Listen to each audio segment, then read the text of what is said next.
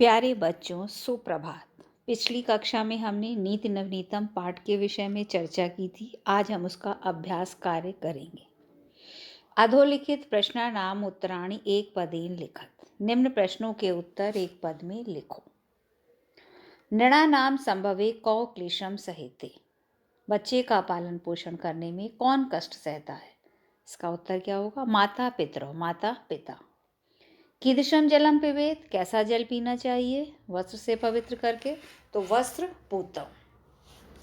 नीति नवनीतम पाठा कस्मात् ग्रंथात् संकलिता। नीति नवनीतम पाठ किस ग्रंथ से लिया गया है? यह मनुस्मृति से लिया है। तो इसका आंसर क्या होगा? मनुस्मृति। कीदृशीम वाचम वदेत, कैसी वाणी बोलनी चाहिए सत्य से पवित्र करके? तो सत्य पूताम। इसके बाद वाला एक क्वेश्चन है तुम्हारी बुक में, उसको काट दो क्योंकि उसका कोई श्लोक नहीं है इसके अंदर। ठीक है। उद्यानम कै निनादे रम्यम, बगीचा किसकी आवाज़ से सुंदर होता है? तो हमने इसका कोई श्लोक नहीं पढ़ा, इसलिए इस क्वेश्चन को नहीं करते हैं।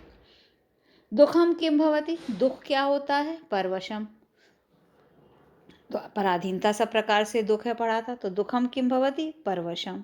आत्मवशम किम भवति, स्वाधीनता क्या होता है? आत्मवशम, सुखम। कीदृशम कर्म समाचरित, कैसा कर्म करना चाहिए मन से पवित्र? तो मनः पूतम। इसके बाद हम आते हैं प्रश्न निर्माण में। अब इसमें बुक में अंडरलाइन नहीं है, तो हम इसमें लिख के आएगा स्थूल पथानाम अवलव्य प्रश्न निर्माणम करूँ। तो पहले हम अंडरलाइन कर देते हैं। पहले वाले का में होगा वृद्धोपसेविना में, खा में सत्यपुताम, गा में तपा, फोर्थ में माता पितरौ, घा में और राम लास्ट वाले में तयो। ठीक है। तो वृद्धोपसेविना आयु विद्या यशो बलम वर्धनते, ये ना भी गलत छप गया है। वृद्ध मनुष्य की सेवा करने वाले के आयु विद्या यश और बल बढ़ते हैं। तो क्वेश्चन क्या बनेगा? किसके? तो क्वेश्चन क्या हुआ? कस्य। मनुष्य सत्य पूताम वाचम वजित, मनुष्य को सत्य से पवित्र करके वाणी बोलनी चाहिए। तो क्वेश्चन क्या हुआ? कैसी वाणी बोलनी चाहिए? तो हम क्या लिखेंगे? कीदृशी।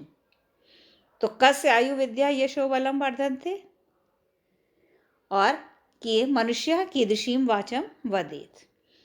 त्रिषु तुष्टेषु सर्वः तपा समाप्यते, तीनों के संतुष्ट हो जाने पर सारे तप समाप्त हो जाते हैं। तो क्या क्वेश्चन बनेगा? तीनों के संतुष्ट होने पर क्या समाप्त हो जाता है? तो क्वेश्चन हुआ किम। त्रिषु संतुष्टेषु सर्वः किम समाप्यते। माता पिता नृणाम संभवे क्लेशम सह्यते, भाषा वर्ड हटा दो, भाषा का कोई मतलब नहीं है।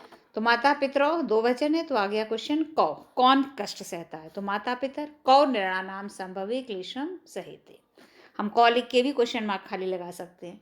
तयो नित्यम प्रियम कुर्वात, उन दोनों का नित्य प्रिय करना चाहिए। तयो उन दोनों के लिए आया, तो क्वेश्चन क्या आएगा? कयो, दो तयो माता पिता दोनों के लिए। इसके बाद है थर्ड क्वेश्चन, संस्कृत भाषायाम वाक्य प्रयोगम करो। जैसे हिंदी में हम शब्द का वाक्य बनाते हैं, ऐसे ही संस्कृत में वाक्य बनाने। विद्या, अब विद्या से बनाओ। हम इस शब्द से ही, इस श्लोक से ही बना लेते हैं। अभिवादनशील से विद्या वर्धते, अभिवादनशील की विद्या बढ़ती है। तपा, माता पितरौ स्वपुत्र से पालने तपा कुर्ता, माता पिता अपने पुत्र के पालन करने में तप करते हैं। समाचरित, आचरण करना चाहिए। तो मनसा विचार एवं कर्म समाचरित, मन से विचार करके ही कार्य करने चाहिए। परितोषा, परितोषा में तो संतुष्ट होना। तो शुद्ध आचरणेन परितोषा भवति, अच्छा आचरण करने से संतोष होता है कि हमने अच्छा काम किया है। नित्यम, रोज, तो जनः नित्यम शुद्ध आचरणम कर्तव्यम, लोगों के द्वारा रोज अच्छे आचरण किए जाने चाहिए। इसके बाद हम देखते हैं रिक्त स्थान भरो। इसमें साथ में ऑप्शन भी दिए हुए हैं, उसी में हमें टिक करना है। जैसे तो हमने कॉपी में लिख लेंगे, माता पितरे तपसा निकृति 10 वर्षेरपि 60 वर्षेरपि वर्षशतेरपि, 10 वर्षों में, 100 वर्ष में या 60 वर्ष में। तो आंसर क्या होगा? वर्षशतेरपि कर्तुम अशक्य। नित्यम वृद्धोपसेविना डैश वर्धनते, वृद्धि की मनुष्य की सेवा करने से क्या बढ़ती हैं? 4 चीजें, 4, 5 और 6, चत्वारी पंच और षट, तो क्या बढ़ा? चत्वारी। त्रिषु तंत्रेषु सर्वम समाप्यते, तीनों के संतुष्ट होने पर समाप्त होता है क्या? जप तप कर्म, तप अभी तप पढ़ा था, तो तप समाप्यते। एतद विधासीन डैश लक्षण सुख दुखियो, इन्हें जानना चाहिए सुख और दुख के लक्षण। किसमें? समास में। समासेन, शरीर से, विस्तार से, समास से, संक्षेप में, तो क्या आएगा? समासेन। दृष्टिपूतम नसेत पादम, दृष्टि से पवित्र करके पैर रखना चाहिए, तो आंसर क्या? हस्तम पादम मुखम में हम लिखेंगे पादम। मनुष्य माता पितरो आचार्य से सर्वदा डैश कुर्यात, मनुष्य को माता पिता और आचार्य का हमेशा क्या करना चाहिए? प्रिय अप्रिय अकार्य, तो हमेशा प्रिय करना चाहिए, प्रिय। उसके बाद आया उचित अव्यय से वाक्य पूर्ति करो।